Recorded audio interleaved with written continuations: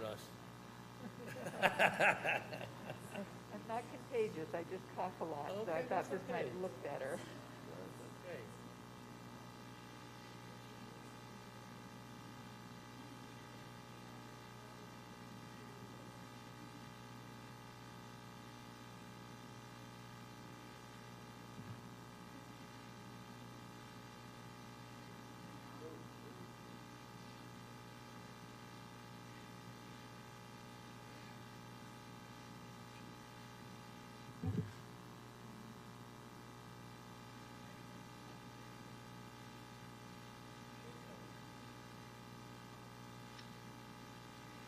Afternoon. I'd like to call the June 23rd, 2025 Housing Authority regular meeting to order. Members of the public may view and listen to the meeting as noted on the city's website and as noted on the agenda. As a matter of housekeeping, I'd like to remind commissioners to keep their microphones muted unless they are speaking. The City of Santa Rosa is committed to creating a safe and inclusive environment free from disruption. We will not tolerate any hateful speech or actions and are well staffed to monitor that everyone is participating respectfully or they will be removed. If necessary, we'll also immediately end the meeting. Clerk, please explain how public comments will be heard at today's meeting. After each agenda item, the chair will ask for Housing Authority Commissioner comments, and then we'll open the item for public comment. Once the chair calls for public comment, please go to the closest podium in the upper tier of the chambers. We will then unmute your mic and start the timer. Speakers will be allowed to speak one time per item up to 3 minutes. To address the Housing Authority, you are requested to complete a speaker card and give it to the recording secretary.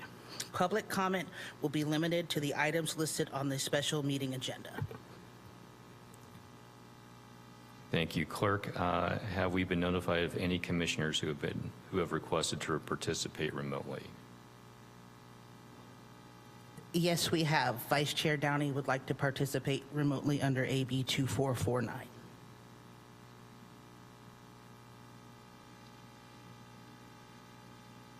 You can go ahead, Wayne. Thank you. I request to attend this meeting remotely under AB 2449 on the just cause need related to physical disability as defined by statute. I have a malfunctioning wheelchair that prevents me from traveling to City Hall. I do not have sufficient time to prepare before today's meeting. I will participate with both audio and video turned on throughout this meeting. Both of my cameras and the audio will remain on through the entirety of this meeting. Let me slide down. In this room, I am accompanied by one medical provider who is over the age of 18. Thank you. Thank you, Dr. Downey. Before I ask the clerk to do a roll call for attendance to assist with streaming the meeting and capturing commissioners as they are speaking, I want to continue to remind commissioners to please ask the chair to be recognized before asking a question or making a comment. This will allow time for the cameras to shift to the new speaker. I'd like to ask the clerk for a roll call, please. Before we do the roll call, Jeff, we need to vote to allow Vice Chair Downey to participate remotely.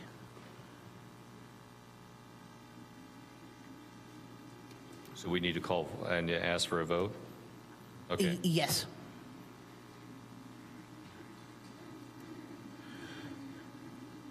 Commissioner Capio, did you want to go? Well, can we hold for the other commissioner's show?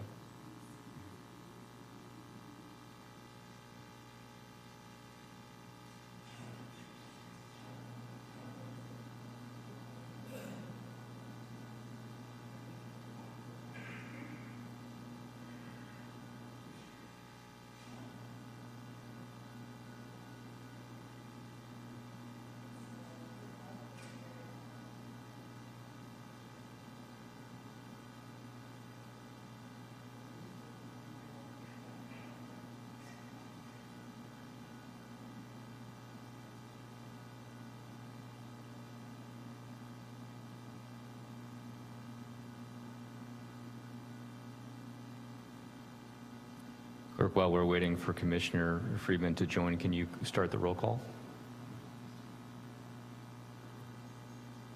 Did you want me to go ahead and start the roll call or actually do the vote for the? Why don't we go ahead and start, and then we'll wait for Okay. Commissioner Friedman. So Commissioner Smith, Here. Commissioner Owen, Here. Commissioner Conti, Here. Commissioner Capio, Here. Vice Chair Downey, Here. Chair Newton is absent.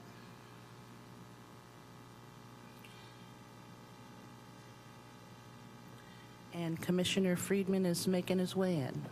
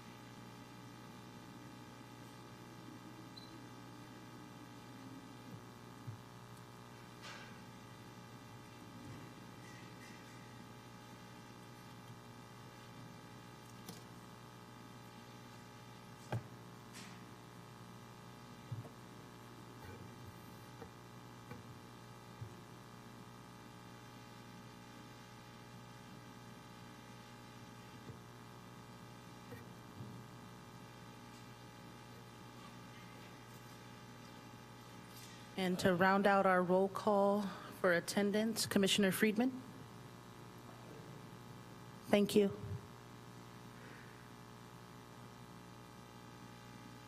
Let the record reflect that all are present with the exception of Chair Newton.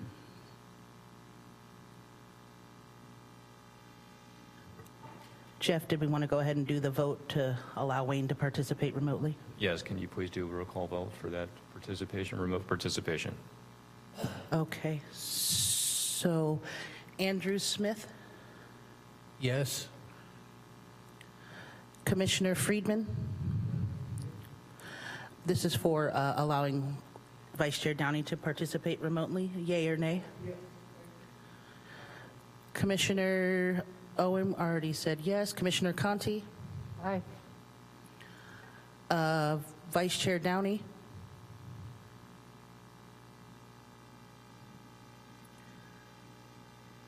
Commissioner Capio, Yes.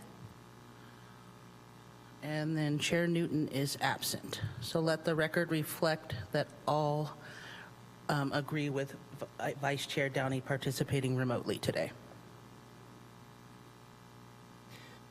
Thank you. I'll go ahead and call item number 4 and ask if any commissioners have any statements of abstention.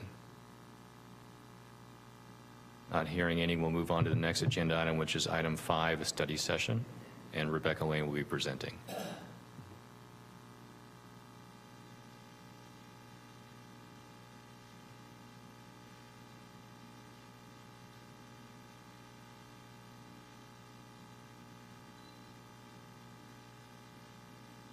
Good afternoon, Commissioners. Thank you. We'll just take one moment to get the slideshow.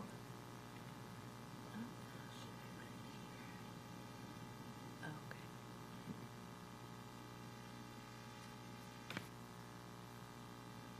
Thank you, Ashley, and good afternoon, Chair and Commissioners. My name is Rebecca Lane. I'm a program specialist with the Department of Housing and Community Services, and I'm pleased to be here this afternoon to present the fiscal year 2025-2026 Notice of Funding Availability Priorities study session. So this is typically an annual activity when we have received the information that we need from our local, state, and federal sources about the amount of funding that we will have available. We will release a notice of funding availability to the development community for assisting in developing affordable housing with the funds that we have available. This is released after we've had an opportunity to have this study session, wherein the Housing Authority Commissioners will provide direction to staff if they so choose regarding how the funding should be prioritized for the different projects. The way that those priorities are communicated is through our scoring system. Our current scoring system that we're using now was finalized in fiscal year 2021-2022, and it was very thoroughly vetted at that time and is designed to align with the state funding applications scoring criteria. And that makes it simpler for the developers. It makes it simpler for the staff as well to understand the project and how it should be scored. And the way that the Housing Authority can set priorities during this process is through a 10-point category on the scoring system called Other Factors. And in the fiscal year 2024-2025 NOFA process, that was also closely aligned in timing with the development of the consolidated plan for the city.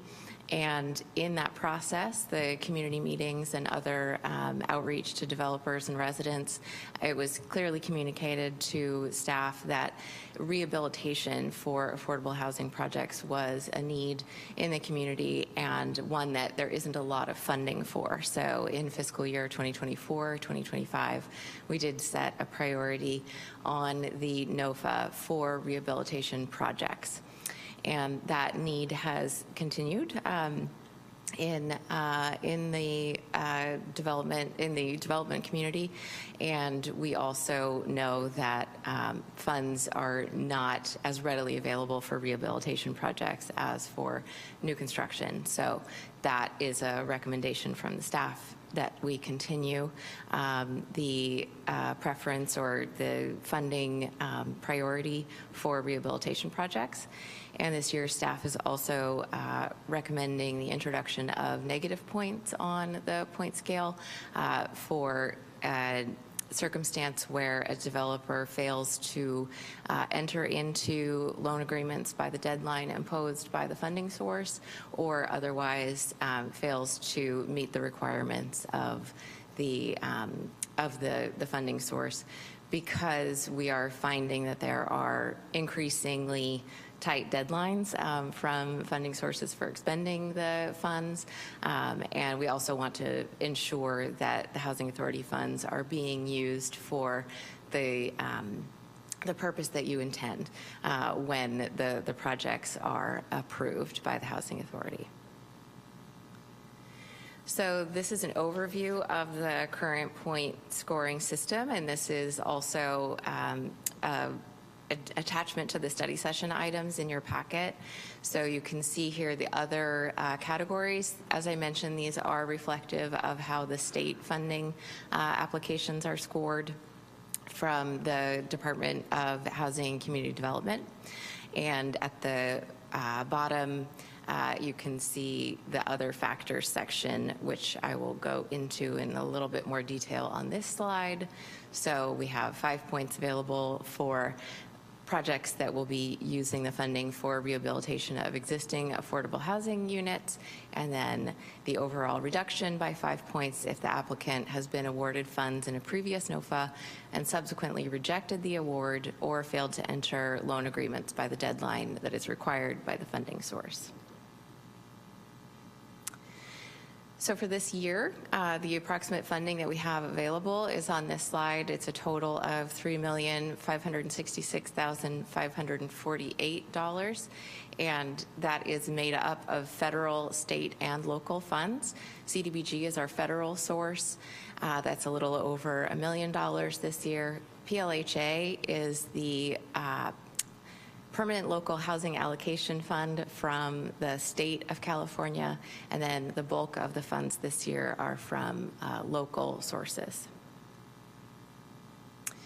This is our timeline that we're proposing for the NOFA. So if the commissioners approve the direction that we've proposed, then we will publish the NOFA the day after tomorrow. And the deadline for applications to be submitted would be July 25th, so just about 30 days. The staff will review the applications first, and then we will, as we do every year, review the applications with an ad hoc committee of the Housing Authority. That will happen sometime in mid-August, and then we would plan on bringing the funding recommendations. The ad hoc committee's funding recommendations would come before the full board at the September 22nd meeting. So our staff recommendation is that the Housing Authority hold a study session to receive information and provide direction on the funding priorities, as well as to appoint 2 Housing Authority commissioners to serve on the ad hoc review committee for the fiscal year 2025-2026 notice of funding availability process. And I am happy to take questions. Thank you. Any questions? Commissioner Friedman.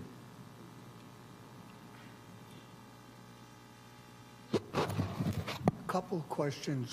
One is if a project has spent, let's say, 95% of money by the deadline, would they be treated the same as a project that didn't spend any of the money in that category? You know, it's like, is the 5% reduction an on-off thing, or can it be apportioned? So the intention behind the negative points is not the spend down, it's the execution of loan documents, which would allow a developer to access funds. So we want to make sure that there isn't a delay on the part of the borrower in executing loan documents or trying to access a different source of funds. And oftentimes it does take a while to spend down the award in its entirety. The other thing is, I had heard, and I hope that I'm wrong or this isn't current information, that usually in the past, the federal funds have been committed to us early in the calendar year, and they hadn't yet, the last I had heard, and that's over 90% of our budget. And I wonder what the status is. So it does, especially with this administration, that yeah, I will not use the words that come to mind. It does vary sometimes, the announcements of the funding, but we do have the CDBG, the Community Development Block Grant amounts are final for this year. Any other questions from commissioners? Oh, Commissioner Downey.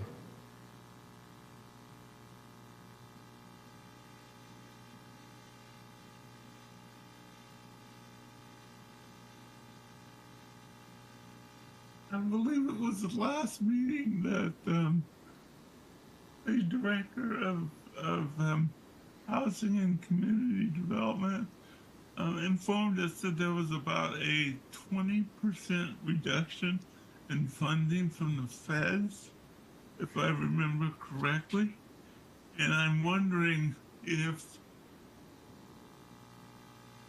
slowing down rehab is going to help capture that fiscal loss, and if there are any other ways in which we can adjust for that projected reduction. I hope that makes sense. So in the upcoming fiscal year, there is a reduction in our federal funding. It is 2%, not 20%, and that is included in the budget, which will be before the Housing Authority as the next item. So it's a 2% reduction. With our funding allocations from the federal government, it's a use it or lose it situation. So we either spend the funds or they will be returned to the federal government. Does that answer your question? Yes, thank you. You're welcome. Any other questions from commissioners? I do have a question. What is the source of the local funds? Can you break that down? Because that's the bulk of the monies available. That is made up of real property transfer tax and anything else? Impact fees. Thank you, Kate. Okay, and also because we seem to be touching this issue, the money that's sitting in the budget coming from the federal government has been guaranteed as to this budget. Is that correct? Yes. So we have grant agreements that we have signed, well, actually are in the process of executing with HUD. So they've provided the allocations, and the next step is that they provide us with the grant agreements that are signed by the city manager. Okay, thank you. And then we are looking locally at a 2% reduction. That's another item that we'll be talking about in the agenda. So the 2% reduction is the year-over-year awards of CDBG funds to the city. Okay, all right. I don't see any questions. Can we open for public comment? We don't have any public comment on this item.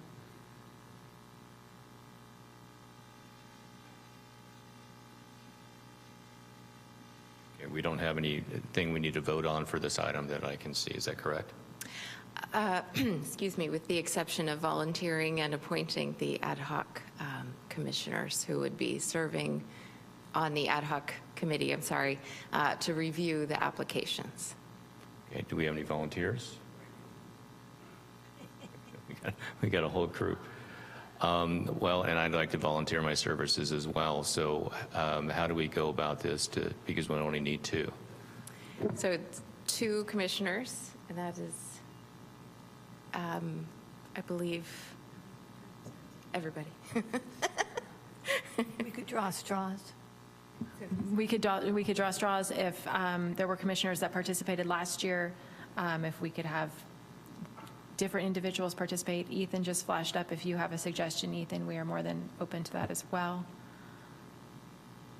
Oh, sure. I'm not sure if you can see me. I can't see myself on the screen, but either way, if you could just, given that Commissioner Downey is participating remotely, if you could just take a motion in a second and have an actual vote on it once you decide how to select who's going to participate, that would be great. I'm not sure I follow that recommendation. Sorry. So once if you want to have some discussion on who's going to participate as the ad hoc committee, then you can have some discussion as to who is going to volunteer for that. And then once you have decided on the 2, if someone could make a motion appointing those 2 as the ad hoc committee, then a second and an actual vote on it, that would be the preferred course of action. Okay, thank you. What I'd like to do is, the last time we had an ad hoc for NOFA, can I see who was on that committee? You 2 were on? Okay, so I think it's probably good that we rotate. And then do we have anybody that whose commission is going to expire before the ad hoc committees? We have 2 commissioners that are in the process of reapplying. Those will be our tenant commissioners. Okay. And those terms currently expire at the end of August, I believe. And what's the timing on this? September 22nd is when we would bring, the ad hoc committee would bring the recommendations. So the review would be happening mid-August. Okay, so because there's not certainty in regard to who's going to be on the commission with expiring commissions, even though with reapplications, I'd like to just kind of open it up for who will be here through that time, and then also who not did it last time. And so I think that would be Commissioner Capio, myself, and Dr. Downey. Dr. Downey, are you interested in being on the ad hoc? Yes, I am. Okay. I'd like to recommend Dr. Downey and Commissioner Downey and Commissioner Capio to be on the commission, and we can take that to a vote. Second. You want to? We need to have a motion to take that to a vote. Is that correct? Is there a motion to take that proposal to a vote? Okay, so Commissioner Friedman, do we have a second on that? Okay, so do you want to take it, so what we're looking for is Commissioner Downey and Commissioner Capio to be on the ad hoc committee, and we're going to take that to a vote. Clerk, can you take a roll call, please? I can go ahead and do a roll call vote. We'll start with Commissioner Smith, Yes. Commissioner Friedman, Aye, yes. Commissioner Owen, Aye. Commissioner Conti, Aye. Commissioner Capio, Aye. Vice Chair Downey, Aye. and then Chair Newton is absent. So let the record reflect that this motion passes with 6 ayes and 1 person absent.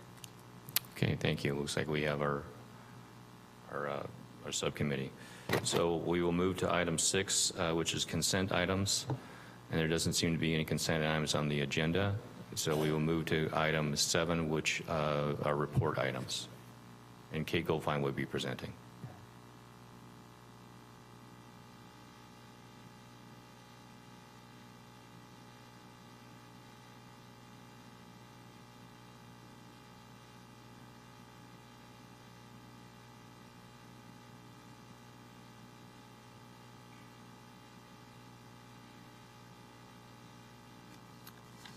All right. Good afternoon, Commissioners. Vice Chair Downey. I am Kate Goldfein, the Administrative Services Officer for the Housing and Community Services Department. And I am here to present the fiscal, or ask you to adopt the fiscal year 2025-26 budget.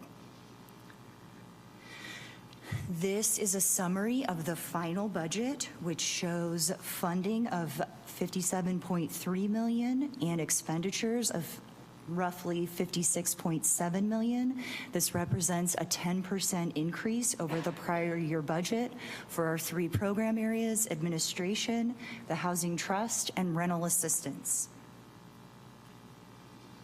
So we went over the budget in great detail at the study session in April, so I'm going to focus on what has changed since then, and we touched on that a little bit in the last item, but I'll go over it again here. So there have been no changes to the administrative cost center. In the Housing Trust, we did receive our final federal allocations. As Megan mentioned, CDBG, Community Development Block Grant, and Home Investment Partnerships both decreased 2% over the last fiscal year, and HOPWA, Housing Opportunities for Persons with HIV and AIDS, increased 1% over the prior year.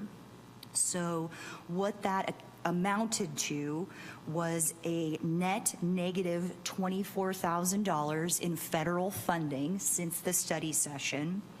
So what that meant for CDBG and Home was a 2% decrease in admin, and in CDBG, a 2% increase in loan funding and a 2% decrease in public services funding. In Home, that was a 2% decrease in the administrative allowance there, and a 2% increase in tenant-based rental assistance. And this is compared to what you saw at the study session, not compared to what it was last year. So these are, I'm only talking about changes since the study session.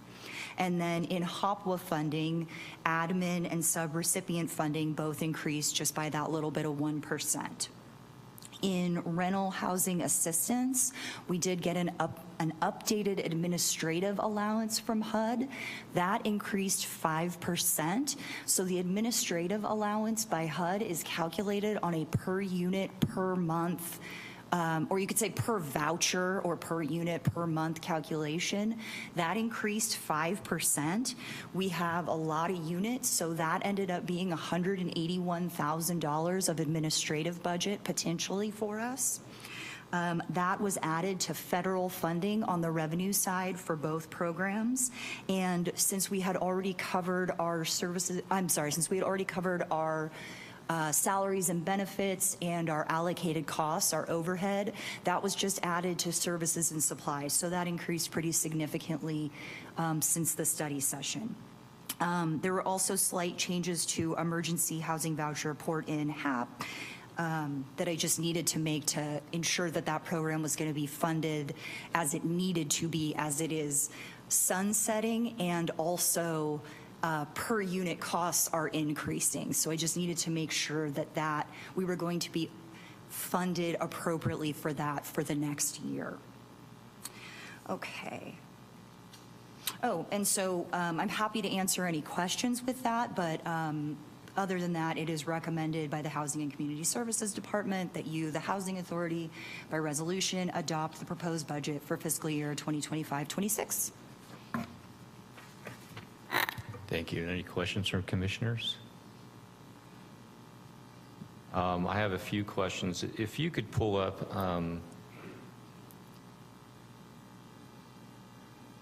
the table that you have for what the income and expenditures are, and then showing the change that you went through. This one or the table? This one? No, the one in the staff report. Oh, I have it here. I'm not sure if I can pull it up here, but I can look at it with you. So as I'm going through this, we're looking at HCV federal grant income plus port-ins of a $5 million increase from $39 to $45 million. Yes. And what is the reasoning behind that? So the main reasoning is the per unit increase in voucher costs. So voucher costs increased. So we budget as if we are going to be able to utilize every voucher that HUD has given to us. And that's like 1,925 vouchers. And then we average between 250 and 300 port-in vouchers per month. And we budget as if we're going to utilize every single one of those. And we budget, even though there's SROs, 1 bedroom, 2 bedroom, 3 bedroom, and so on. We budget those at a current rate. And our HAP rate, housing, our per unit cost, our HAP rate, went up significantly, about 13% over the last year. And so I budgeted as if it were going to increase like that again this year. So it went from like an average of $1,320 or something like that to almost $1,500 per month. And so that's what I'm budgeting for, as if every voucher was at an average of $1,500 per month for all of our vouchers. Port-in clients are even higher. So in general, clients who are porting into Santa Rosa are coming basically from Sonoma County, and they're coming to Santa Rosa for multi-unit housing.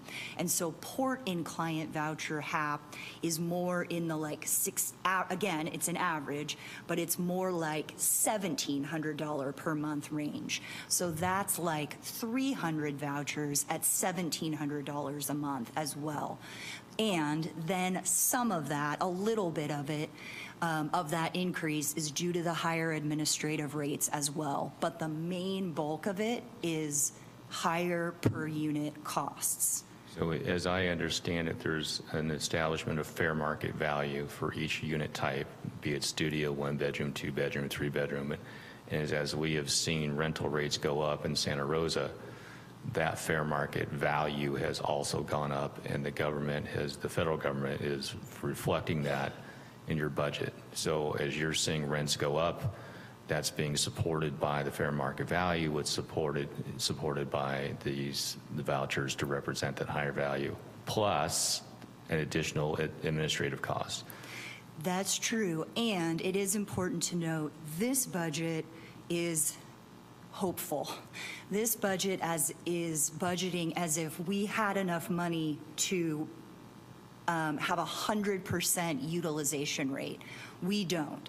HUD is giving us about enough money to keep our current leasing, which is about 85% of our vouchers, and it utilizes 100% of the budget that HUD gives us.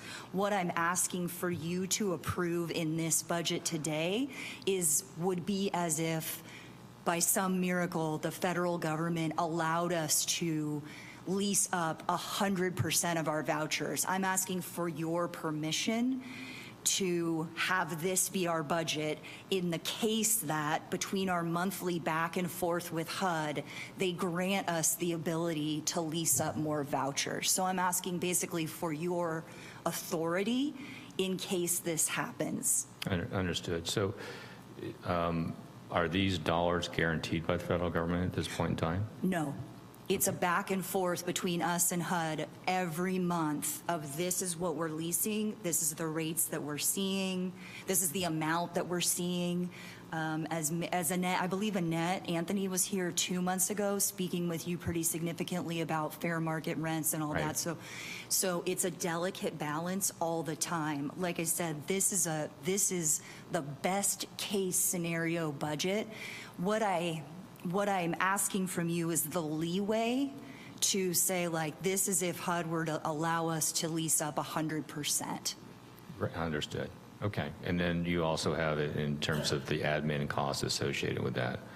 Right. That's all in. All of that revenue comes in as a federal grant, and then you can see on the expenditures, it's broken down into salaries and benefits, services and supplies, and allocated costs.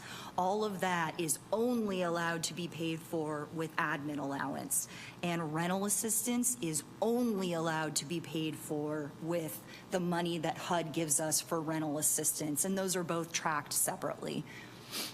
Can you go through the loan activity as an expenditure 2.9 to 3.3? What is that comprised of?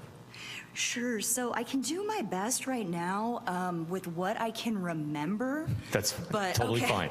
But if you would like more detail, I'm happy to talk to you about that. So the main thing that's driving the increase in that is if you go up a couple line items to use of uncommitted carryover funding, up like 1, 2, 3, 4, 5, 6 lines. See how that is higher? That revenue source is higher. So that's kind of the main thing driving the loan activity. Okay. And uncommitted carryover funding is like, so let's use an example of impact fees. So impact fees, I'm budgeting $1.3 million, but we have gotten this year, I believe we're up to $1.9 million. So that's great. In the NOFA that Rebecca just talked about, we're assuming we're gonna get $1.3 million and you're gonna commit that. Well, if that revenue comes in higher, that's what that uncommitted carryover is, and that's what drives. Understood. That's what's driving mainly this year's loan activity that's higher. Because the federal funding is pretty stable, so it's local funding that's going up and down. And I apologize for interrupting. That's fine. I know I'm kind of bouncing around to the numbers here. Can we talk, Megan, in terms of the budget, how much on a percentage basis is federally and how much is local? We've talked about this in the past, and I think it's important we discuss, because the reason I'm asking is there's a lot of press, understandably, of what's going on with the city budget, with every other city budget and county budget, and how there's cuts. But what we're looking at here at the housing authority is an increase in terms of the budget, and if you could explain why. Yeah, so of the budget you're looking at today, which is $56.6 million, 95% of it is generated by the federal government.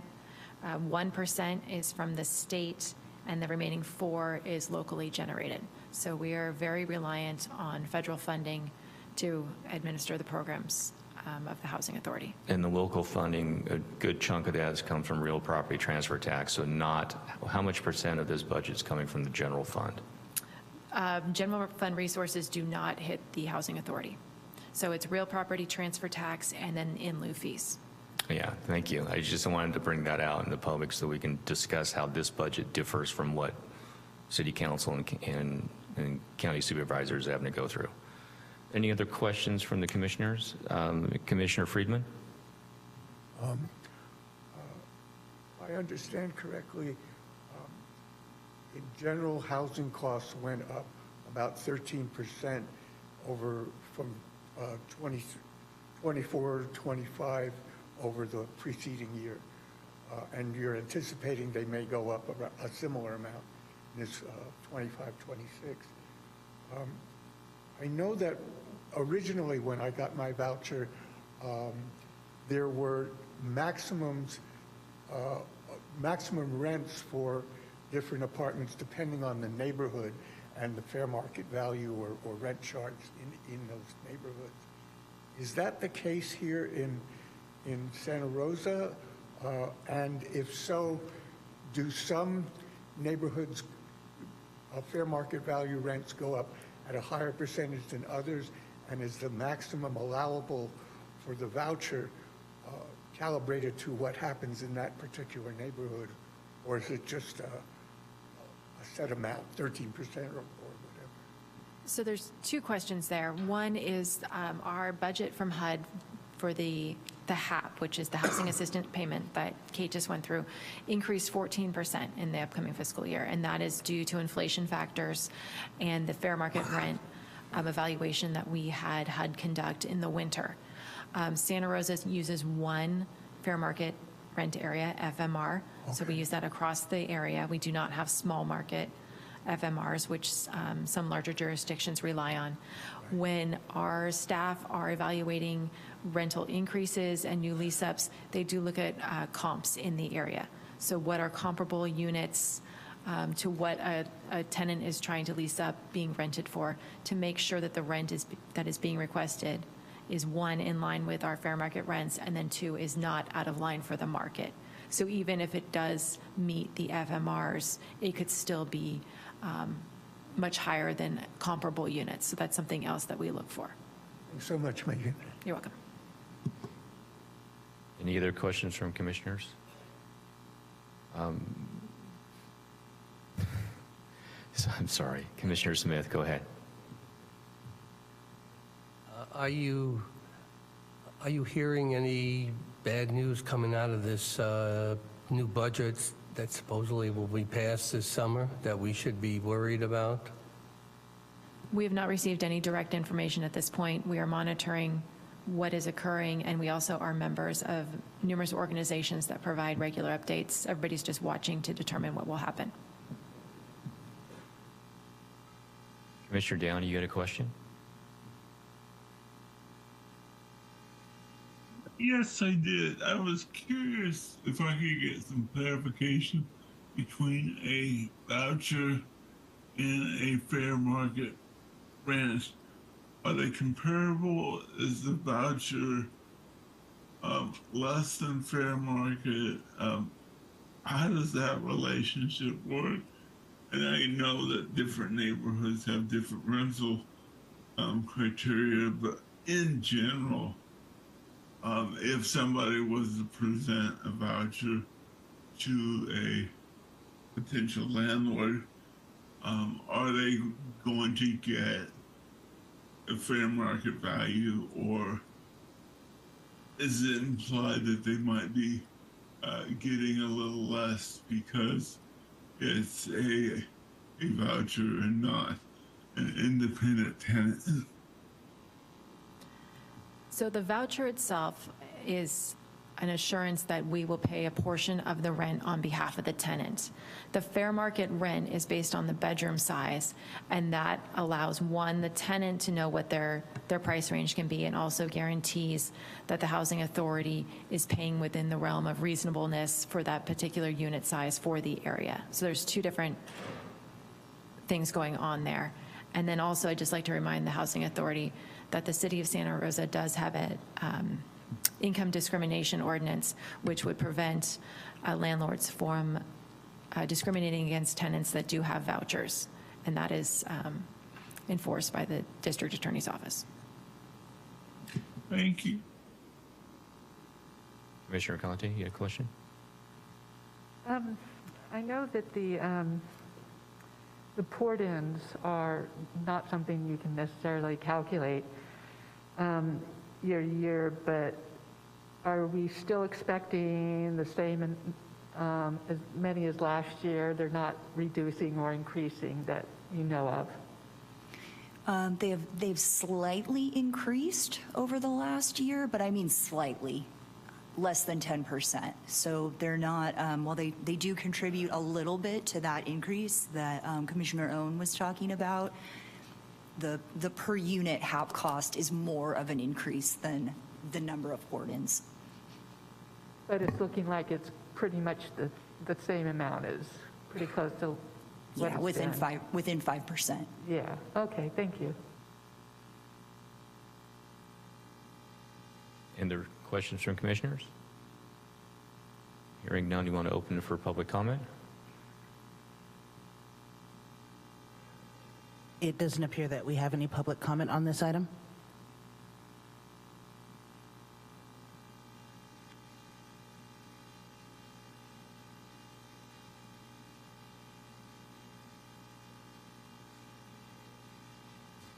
Would any of the Housing Authority Commissioners like to motion regarding the resolution for item 7.1?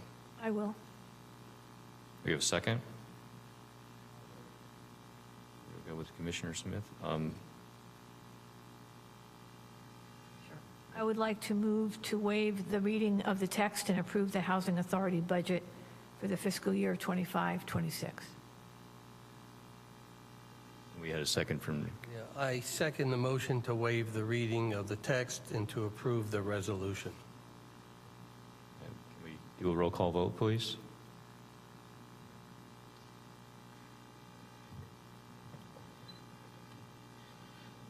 Commissioner Capio, Aye. Commissioner Smith, Aye.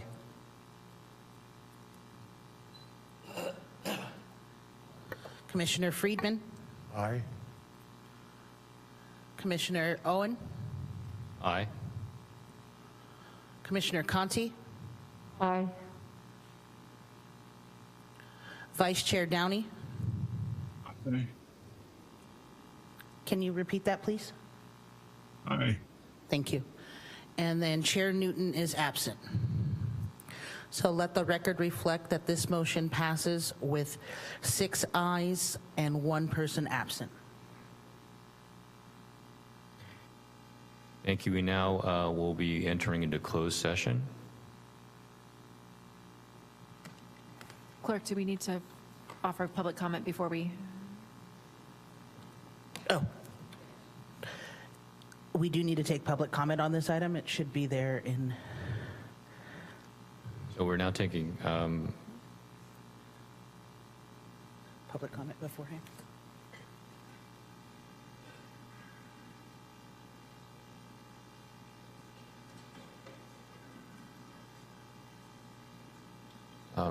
ask the clerk to open the item for public comment. Following the announcement of closed session items and prior to the recess in the closed session, the public may speak up to 3 minutes on items addressed in closed session.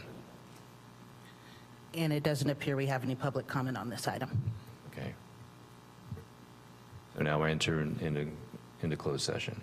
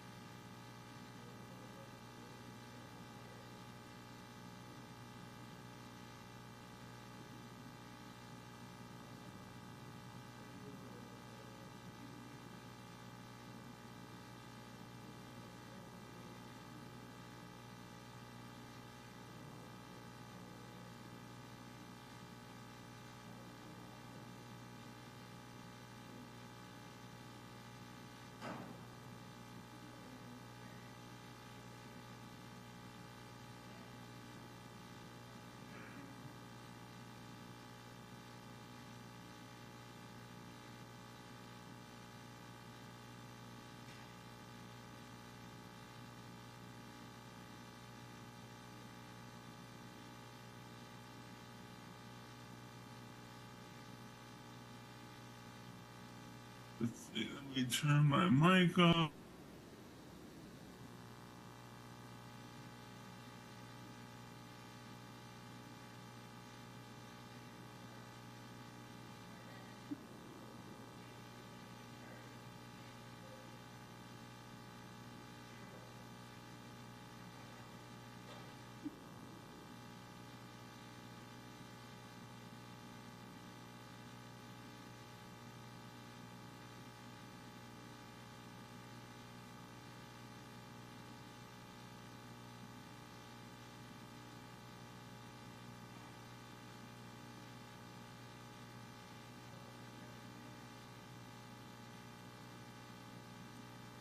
I'd like to reconvene the meeting at a closed session.